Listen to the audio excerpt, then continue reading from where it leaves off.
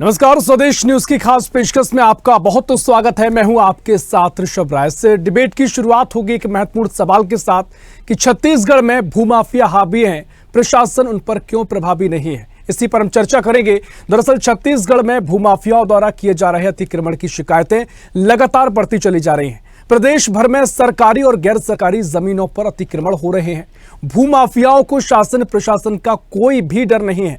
जो जमीन जनता की भलाई के लिए उपयोग की जानी चाहिए थी, अब उन जमीनों पर माफियाओं ने अवैध कब्जा करना शुरू कर दिया है। यानी जनता के लिए जमीन, सरकारी जमीन की जो आवश्यकता होती है, जहां पर कुछ व्यवस्थाओं को लेकर, सुविधाओं को लेकर निर्माण होते हैं, अब वहां पर भूमाफियाओं का राज है। दरअसल 2021 से 2024 तक सरकारी भूमि पर कब्जे की 563 शिकायतें सामने आई।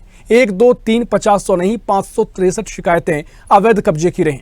ताजा मामला बिलासपुर के पौसरा गांव में ग्रामीणों ने अपनी जमीन पर कब्जा करने के विरोध में पुलिस थाने का घेराव किया था।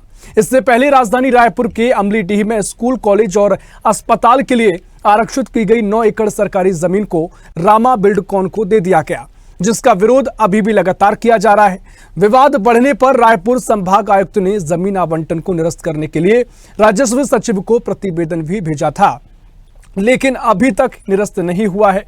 अवैध अतिक्रमण और भूमाफियाओं की गूंज विधानसभा के शीतकालीन सत्र में सुनाई दी है। भूमाफियाओं ने विधानसभा के कर्मचारियों के आवासीय परिसर पर भी कब्जा कर लिया, जिस पर स्पीकर ने नाराजगी जताई। दरअसल राजस्व अधिकारियों और राजनीतिज्ञों के संरक्षण में ये खेल खेला जा रहा है, जिससे आम जनता और सरकारी खजाने को नुकसान हो रहा है। बेलतरा विधायक सुशांत शुक्ला ने सरकारी भूमि पर अतिक्रमण को लेकर अपनी ही सरकार को घेरा है। यानी विधायक जो बीजेपी के हैं, सुशांत शुक्ला, उन्होंने सरकारी भूमि पर अतिक्रमण के मामले में अपनी ही सरकार को घेरा है। गंभीर मामला हो जाता है। बीजेपी के विधायक सवाल खड़े कर रहे हैं, जिस पर मंत्री जवाब देने की स्थिति में नहीं नजर आए। सरकारी भूमि पर अवैध कब्जा का मुद्दा उठाते हुए भारतीय जनता पार्टी के विधायक ने मामले में उच्च स्तरीय कमेटी से जांच की मांग करी है। उन्होंने कहा कि जिले के कई इलाकों में प्रभावशाली लोगों ने जमीन पर कब्जा किया हुआ है, उसकी जांच होना चाहिए, जिस पर राजस्व मंत्री ने जांच का भरोसा दिया है। यानी मंत्री साहब ने जांच का भरोसा तो दे दिया है, आश्वासन तो दे दिया है, जो एक परंपरा है, लेकिन कितना कुछ कार्रवाई होगी, यह बड़ा सवाल है। लेकिन सवाल यही लगातार उठ रहे हैं कि आखिर भूमाफियाओं पर कार्रवाई कब की जाएगी। शांत प्रदेश छत्तीसगढ़ को धन और बाहुबल से अशांत करने वाले, सरकारी जमीन का सीना चीरने वाले, सीना छलनी करने वाले दबंगों पर सरकार कब कार्रवाई करेगी। इसी के साथ सरकार को माफियाओं से निपटने कारगर नियम बनाने की भी जरूरत है। इसी मुद्दे पर हम चर्चा करेंगे। पहले प्रतिक्रियाएं हैं, कांग्रेस का क्या कुछ कहना है, बीजेपी ने क्या कहा है, वो आपको सुनवा देते हैं। देखिए, भारतीय जनता पार्टी प्रदेश के बेशकीमती जमीनों को भूमाफियों के संरक्षण में बेचना चाह रही है अपने चहेतों के लिए। अभी पिछले समय और एक मामला आया था कॉलेज में, कॉलेज के लिए अलॉटमेंट जमीन को, वही मामला है। कॉलेज के अलॉटमेंट जमीन को उन्होंने नियम को दरकिनार कर बेच दिया था। तो कहीं ना कहीं एक बड़ा षड्यंत्र है अपने चहेतों को लाभ पहुंचाने के लिए। निश्चित रूप से इस तरह के मामलों को लेकर कांग्रेस लगातार उठाते आई है और आगे भी उठाएगी। शहर में लगातार बढ़ती हुई आबादी के कारण और भूमाफिया इतना सक्रिय हो गया है, जिससे कारण शासकीय भूमि को बचा पाना मुश्किल लग रहा है। तो लगातार जनप्रतिनिधियों के द्वारा और जनता के द्वारा शिकायतें मिल रहा है और हम प्रयास कर रहे हैं, कलेक्टर को नियमित रूप से सूचित करते हैं कि इस जगहों पे शासकीय भूमि का अतिक्रमण हो रहा है, तो उस पर कार्रवाई करवा रहे हैं लगातार नियमित रूप से। जहाँ जहाँ ऐसी जानकारियाँ मिलती है कि यहाँ पे कोई कब्जा हो रहा है, तो तुरंत प्रशासन को भेज करके हम उसको मुक्त करा रहे हैं। तो ये प्रक्रियाएं चल रही है। ये बात सच है कि लोगों में एक ज़मीन के प्रति एक भगदड़ सी मची हुई है कि कब कहाँ पे कौन सी ज़मीन पे कब्जा कर ले। तो इस पर प्रशासन सख्ती से काम कर रहा है और हम लोग भी इसमें नियमित रूप से उनको अवगत कराते जा रहे हैं और कार्रवाई करवा रहे हैं। लगातार सवाल खड़े हो रहे हैं कि शांत प्रदेश को अशांत करने वाले भूमाफियाओं पर कब कार्रवाई होगी। सरकार जो जीरो टॉलरेंस की नीति का दावा करती है, डबल इंजन की सरकार है, पूरी पावर है, मुख्यमंत्री खुद पावरफुल हैं, जब ऐसे मामले सामने आते हैं तो क्या वजह है कि कार्रवाई नहीं की जाती है। इसी पर हम चर्चा करेंगे, क्योंकि राजनीतिक संरक्षण के खेल की बात भी सामने आ रही है। किसी तरह का उनको संरक्षण मिल रहा है भूमाफियाओं को, इसीलिए इस तरह के मामले बढ़ते जा रहे हैं। इसी पर चर्चा के लिए मेहमान हमारे साथ जुड़ गए हैं। तारुफ आपका उनसे करवा देते हैं। भारतीय जनता पार्टी से नेता हैं गोपाल सामंतो। गोपाल सामंतो जी, बहुत स्वागत है आपका स्वदेश न्यूज में। इसके अलावा कांग्रेस से प्रवक्ता अभिमन्यु मिश्रा हमारे साथ जुड़ रहे हैं। अभिमन्यु जी, बहुत स्वागत करता हूं आपका स्वदेश न्यूज में। चर्चा की शुरुआत करेंगे। गोपाल सामंतो जी, पहले आपके पास में आऊंगा। क्या कुछ छत्तीसगढ़ में भूमाफियाओं की स्थिति बनी हुई है सर? ये मामले क्यों सामने आ रहे हैं? और जिस तरीके से महत्वपूर्ण अभी तक पूरी हमने इस रिपोर्ट को दिखाया कि खुद विधानसभा के कर्मचारियों के आवासीय परिसर भी पर कब्जा किया गया है, लगातार ऐसे मामले सामने आ रहे हैं और आप ही के विधायक आप पर सवाल खड़े कर रहे हैं। इस पर कार्रवाई कब तक की जाएगी? जांच की मांग उन्होंने की है। क्या कुछ आपका तर्क है? इस तरह के मामलों का निपटारा कब तक किया जाएगा? जी, आपको नमस्कार, आपके सभी दर्शकों को नमस्कार और आपका बहुत बहुत धन्यवाद कि आज आप इस विषय पर डिबेट ऑर्गेनाइज की। क्योंकि जब डिबेट होता है तब चीजों की परतें खुलती हैं और जब परतें खुलती हैं तो सही बात सामने आती है। आज ये अमलीडी रायपुर का बार बार बात उठाया जा रहा है कि जमीन आवंटन रद्द हुआ और बीजेपी सरकार के समय ये रद्द हुआ है। लेकिन इस पर बात नहीं हो रहा है कि ये आवंटन कब हुआ। ये आवंटन तो कांग्रेस की सरकार में हुई। यह आवंटन 2022 के आदेश में हुआ है। 2022 में किसकी सर? 2022 में भूपेश बघेल का काला कार्यकाल चल रहा था, जिस काले कार्यकाल में कॉलेज की, स्कूल की, बच्चों की खेलने की जगह का आवंटन कॉलोनी बनाने के लिए हुआ।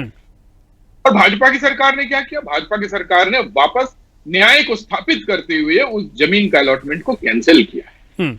तो इसके लिए तो भाजपा की सरकार का स्वागत होना चाहिए। और बार बार एक चीज और बताया जा रहा है कि भाजपा के विधायकों ने भाजपा को मंत्रियों को घेरा या इस बात पर। देखिए, कहीं हमारे विधायक हमको घेरने का काम नहीं करते। हमारे विधायकों का काम है मुद्दों को पब्लिक के सामने सबसे बड़े प्लेटफॉर्म लोकतंत्र के मंदिर में रखना, ताकि उस पर न्यायोचित बात हो सके, उस पर जो डेवलपमेंट हो रहा है, जो सरकार उस पर कदम उठा रही है, उसकी समुचित जानकारी लोगों तक सही दिशा निर्देश के साथ पहुंच सके।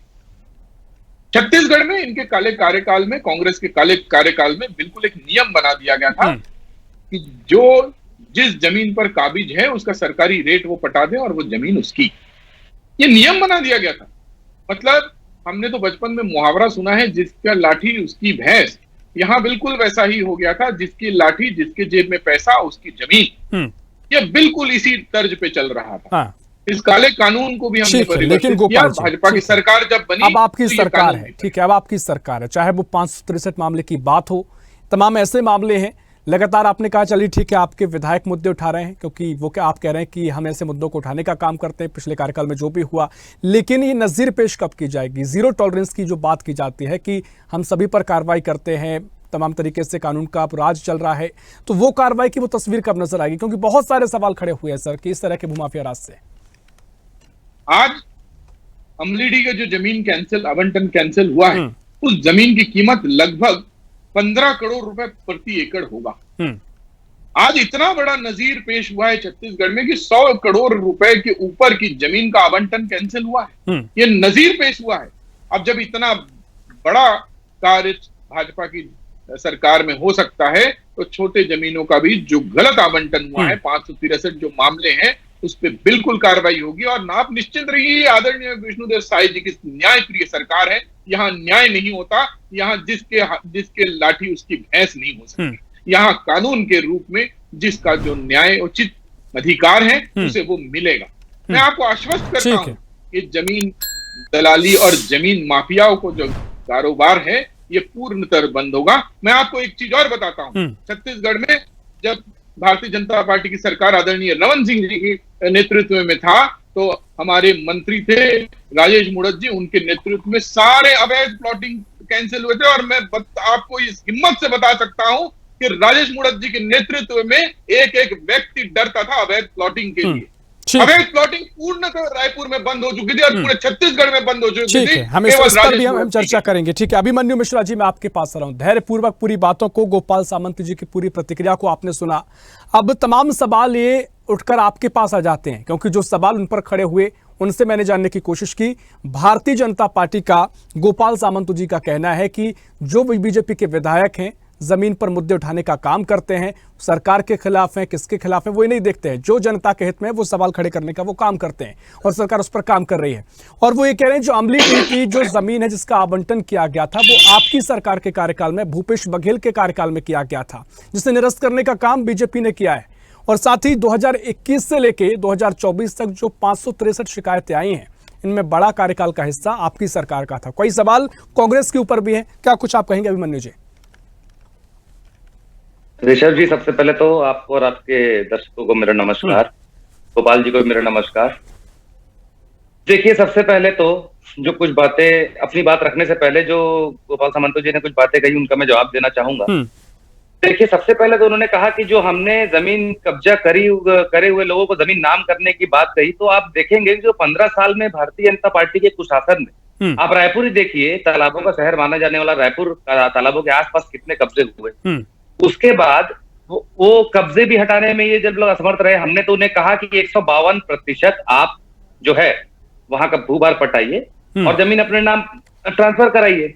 जो लोगों ने सरकार को चूना लगाते हुए अब जमीन कब्जा करके रखी हुई। उसके अलावा तालाबों की बात बताऊं तो राजा तालाब से लेके तेली बांधा तालाब से लेके बूढ़ा तालाब, लीली चौक का तालाब आप ले लें, करबला तालाब में तो बाकायदा कब्जा करके पार्किंग बना ली गई। बल्कि भूपेश बघेल जी के सरकार के समय जो माफिया थे वो जेल जाने का काम होता था, और रमन सिंह जी के समय भू माफियाओं को बकायदा संरक्षण मिला हुआ था। और भूमाफिया सरकार स्वयं जमीन अधिग्रहित करती थी। आप देखेंगे दंतेवाड़ा में आदिवासियों की जमीन में कितना बड़ा हेर फेर हुआ, राजभवन तक शिकायत हुई। और आप देखेंगे कि वहां पर बस्तर में लगभग 4100 एकड़ जमीन हमारी सरकार ने लौटाई। वहां के आदिवासियों को लगभग 6000 गौठान हमने जो बनाए, 1 लाख हेक्टेयर जो कब्जा की हुई जमीन जो है हमने मुक्त कराई। उसके अलावा आप जो देखेंगे इनकी सरकार जो आज वापस आई है, तो आज क्या हो रहा है, फिर वही बिलासपुर थाने में वहां के जो एक भूमाफिया संजय सिंह, उनके खिलाफ थाने में घेराव हो रहा है। सरगुजा में तो फर्जी आदेश बनाकर जमीन की हेराफेरी कर दी गई, सरकारी जमीन का। ठीक है, फर्जी आदेश लगा करके। एक भाजपा के वरिष्ठ नेता जो पेशे से बिल्डर है, आवंटन आपकी सरकार में हुआ, 563 शिकायतें आई, 4 साल का इस समय 3 साल आपके रहे। इन बड़े सवालों को क्या जवाब आपके पास है अभिमन्यु जी? अमलीटी वाले मामले में आप देखेंगे वहां पे भारतीय जनता पार्टी के नेताओं का, कैबिनेट मंत्री का भी नाम है। तो हम ये नहीं कहते कि किसमें कौन दोषी है कौन आरोपी नहीं है। ये सब मामले ऐसे जो होते हैं, चाहे जो आरोपी हो उसको सजा मिलनी चाहिए। मैं जो आपको बता रहा था, जिसकी कड़ी में बताता हूँ, शंकर नगर में जो विधायकों को उनके आवास बनाने के लिए आवंटित जमीन जो बाद में कम जमीन होने के बाद रद्द कर दी गई, भारतीय जनता पार्टी के नेता जो पेशे से बिल्डर हैं, उन्होंने वो जमीन को डेवलप करके बेच दिया, सरकार को चूना लगाया, जनता को गुमराह किया, तो अलग। उसके अलावा लगातार जो प्रदेश भर में ये सब, चाहे मत परिवर्तन से लेके अवार्ड पारित होकर मुआवजा, नहर नदी से लेके छोटे बड़े जंगल, आदिवासी जमीन, घास जमीन, निस्तारी जमीन, चारागान जमीन, ये सब में जो कब्जा होने वाले जो शुरुआत हुई, ये सब किसके सरकार में हुई? 15 साल के रमन सिंह की सरकार में इनको खुली छूट मिली, तो सब जगह कब्जा इन्होंने किया।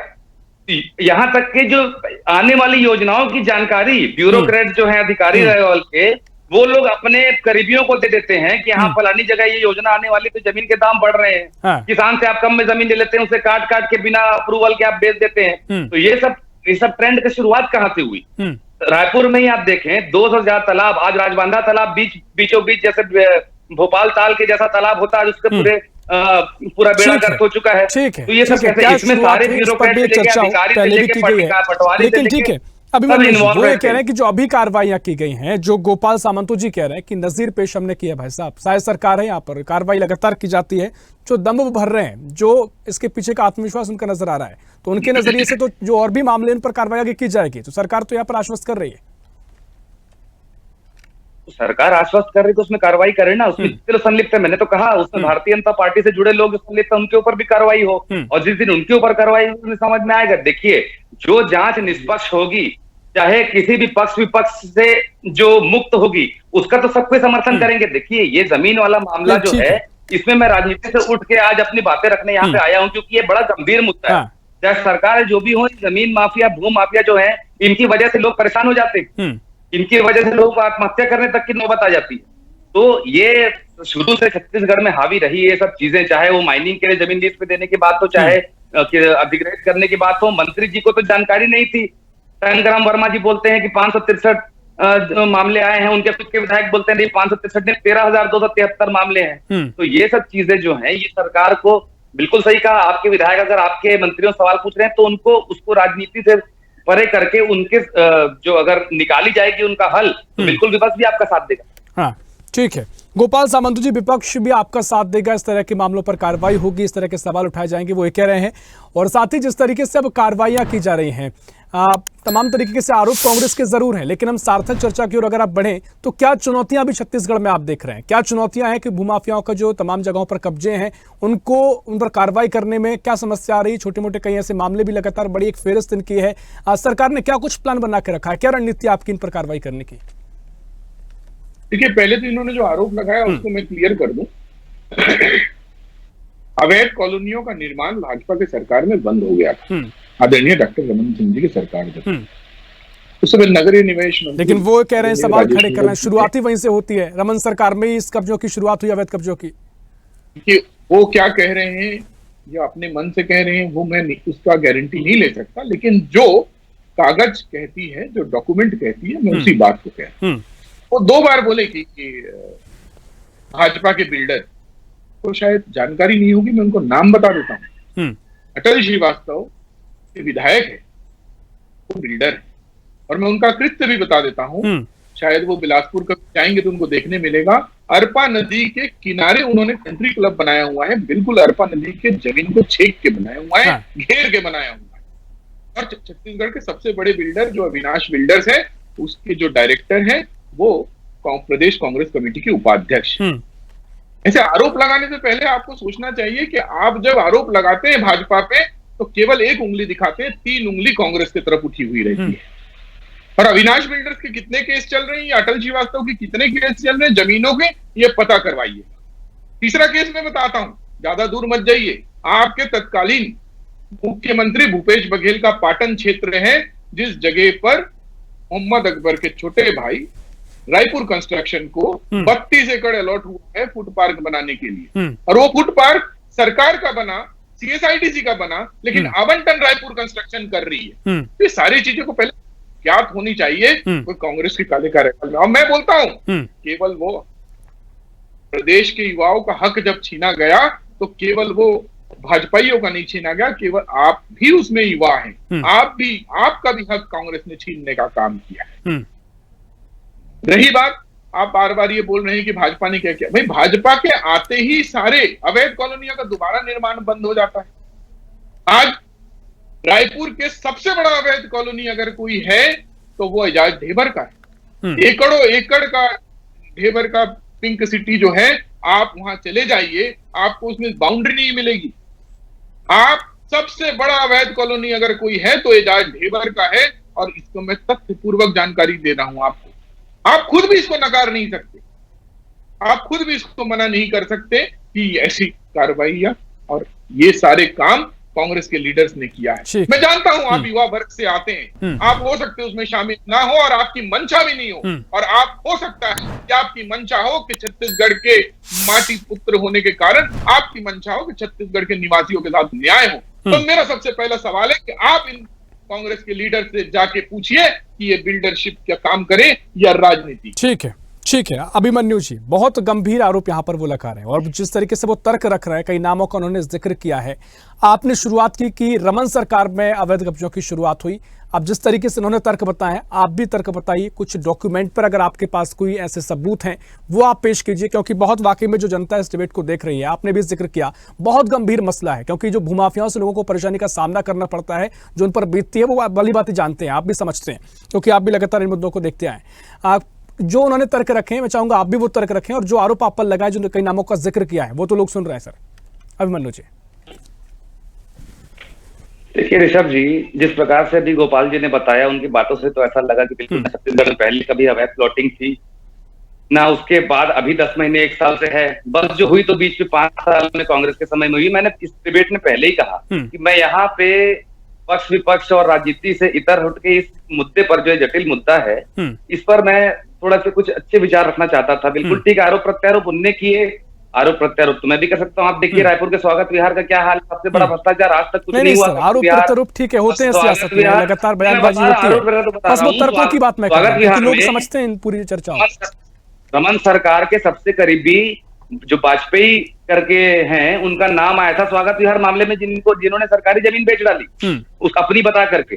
तो आरोप प्रत्यारोप के मामले तो बहुत आएंगे, लेकिन बात मेरी क्या है, उन्होंने अटल श्रीवास्तव जी का नाम लिया, उन्होंने और भी नेताओं का नाम लिया। देखिए कोर्ट में केस चल रहे हैं, अगर वे दोषी होंगे और ये सब कृत्य उनके द्वारा किए गए होंगे और वो ये सब आरोप झूठे नहीं होंगे, तो उनको कोर्ट सजा मिलेगी। और मैंने अभी थोड़ी देर पहले कहा कि अगर कोई भी कार्यवाही अगर निष्पक्ष रूप से होती है, पक्ष विपक्ष बिना देखते हुए राजनीति से इतर होती है, तो उसका सब कोई साथ देंगे ही देंगे, क्यों नहीं देंगे। मैंने तो कई सारे मामले बताए, मैंने पूछा 4100 एकड़ जो आपने जमीन हड़प ली थी आदिवासियों की, उसने हमने वापस देने का काम किया।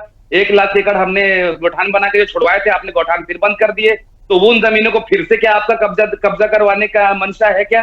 तो आरोप प्रत्यारोप तो ये बहुत हैं, तो उस प्रकार के जवाब फिर गोपाल जी भी दे।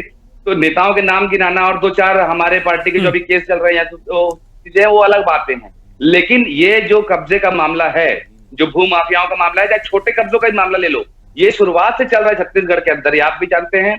चाहे अलग अलग मामलों को लेकर के यहाँ के किसानों को, यहाँ गरीब आदिवासियों को दबाया जाता है बड़े बड़े कॉलोनाइजरों, बिल्डरों के द्वारा, तो उस चीज में किस प्रकार से निजात मिलेगा, उसकी ओर ना जाके राजनीति करने की तरफ जानने का मेरे को नहीं लगता कि कोई मतलब होगा।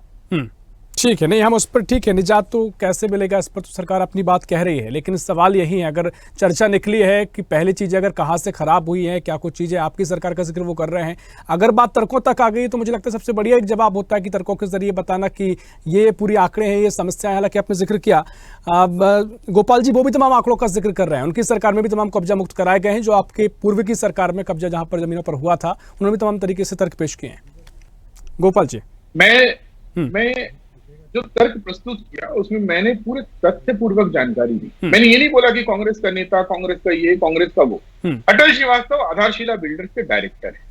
अरुण सिंघानिया प्रदेश उपाध्यक्ष, अटल श्रीवास्तव इनके विधायक भी, अरुण सिंघानिया इनके प्रदेश उपाध्यक्ष, अविनाश बिल्डर्स के डायरेक्टर है। मोहम्मद अकबर के भाई है, रायपुर कंस्ट्रक्शन के डायरेक्टर। ढेबर सिटी जो नाम से सबसे बड़ा टाउनशिप बना हुआ है, अनवर ढेबर, एजाज ढेबर, ये उसमें डायरेक्टर है। मैं सीधा इनमें से कितनों पर आरोप सिद्ध हो गए गोपाल जी, जरा जानकारी चाहूंगा, कितनों पर आरोप सिद्ध हो गए। देखिए पहले तो मैं आपको बीच में रोका नहीं, तो आप जब बिल्डर की बात, जानकारी की बात, आप वाजपेयी की बात, भाई इसमें से कोई भी बात आप ये तथ्य पूर्वक बता दीजिए, इसमें भाजपा का नेता कौन है, भाजपा का विधायक कौन है, प्रदेश उपाध्यक्ष कौन है, भाजपा का महापौर कौन है, आप बताइए ना। भाजपा का भी तो महापौर रहे हैं, आप सुनील सोनी जी महापौर रहे हैं। इनमें से जो नाम आपने लिए उनमें से कितनों के खिलाफ सिद्ध हो चुका है, मैं तो इतना सवाल पूछ रहा हूँ। मैं वही तो बता रहा हूँ, सिद्ध होना, देखिए सब सिद्ध तो ये भी हो चुका है कि आप लोगों के समय पे जमीन आवंटन हुआ रामा को, और उसके बाद भाजपा की सरकार ने कैंसिल किया, ये तो सिद्ध हो चुका है ना, तब भी तो आप नहीं मान रहे ना। मैं तो आपको सिद्ध करके बता रहा हूं कि भाई आपके जो जिन नामों के ऊपर आरोप लगा रहे हैं आप नाम लेकर के, जिनके कांग्रेस से संबंध होना बता रहे हैं, उनमें से कितनों के ऊपर आरोप सिद्ध हो चुका है, ये मैंने पूछा। अभिमन्यु जी, पहले आप इस डिबेट के टॉपिक को समझिए। इस डिबेट का टॉपिक है भू माफिया और बिल्डर। मैंने सिर्फ इस बात की टॉपिक मैं समझ रहा हूं, आप सिर्फ भाजपा और कांग्रेस में अटके हुए हैं। मैंने इस डिबेट का ध्यान आकर्षित करने के लिए कांग्रेस के बिल्डर्स का नाम लिया, जो कांग्रेस के बड़े बड़े पदों पर बैठे हुए हैं और जो प्लॉटिंग का काम करते हैं, अवैध प्लॉटिंग का काम करते हैं। ढेबर सिटी सबको पता है, सेज बहार में अवैध प्लॉटिंग थी जिसको तोड़ा गया। ये तो सारे चीजें के साथ हुआ है। क्यों जेल में नहीं है? जेल में तो है ना, अनवर ढेबर तो जेल में। कहाँ है, आपको नहीं पता क्या? आप रायपुर में नहीं रहते? वो किस मामले में जेल में है? किसी करतूत में तो जेल में है।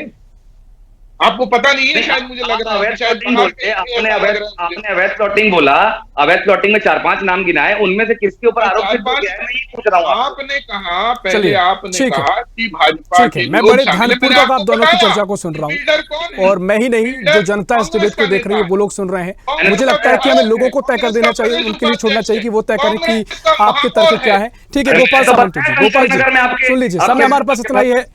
अभिमन्यु मिश्रा जी, ठीक है, आपने अपने तर्क रखे हैं। गोपाल सामंत जी, आपने जो अभी तक चर्चा की है जनता ने सुनी है, मैंने बड़े धैर्यपूर्वक आपकी चर्चा को सुना है, और जो फैसला है वो जनता पर हम छोड़ते हैं, क्योंकि जनता को आपके तर्क समझ आए हैं, चीजों को आपने जो रखा है उसको तरीका भी समझ आया है। क्या कुछ अब आगे की तस्वीर होगी, क्या आप कार्रवाई करेंगे, क्या प्लान है, तो समय बताएगा। फिलहाल हमारे पास समय इतना ही है। बहुत शुक्रिया करना चाहूंगा अभिमन्यु जी, आपका बहुत शुक्रिया, गोपाल जी आपका चर्चा में शामिल होने के लिए। तो छत्तीसगढ़ में भूमाफिया को लेकर लगातार कार्रवाई की बात शायद सरकार कर रही है। कांग्रेस के तमाम आरोप है कि हमारी सरकार तो चली गई, अब बीजेपी की सरकार है, और बीजेपी की सरकार आते ही अवैध कब्जे होना शुरू कर दिए गए हैं। उनका यह भी तर्क है कि जब हमारी सरकार थी तो पूर्व की बीजेपी की सरकार में जो कब्जे हुए थे हमने उनको छुड़वाया था, लेकिन अब तमाम तरीके से आरोप प्रत्यारोप हैं, सियासत गरमाई हुई है। जमीन पर क्या तस्वीर उतरेगी ये समय बताएगा। फिलहाल के लिए इस खास पेशकश में इतना ही। देश प्रदेश की और भी खबरों के लिए देखते रहिए स्वदेश न्यूज, सबसे पहले देश। ऐसी ही खबरों के लिए हमें लाइक करें, शेयर करें, फॉलो करें और यूट्यूब पर सब्सक्राइब करें और बेल आइकन दबाना ना भूलें। साथ ही ताजा अपडेट्स के लिए हमारी वेबसाइट स्वदेशलाइव.com पर जरूर जाएं।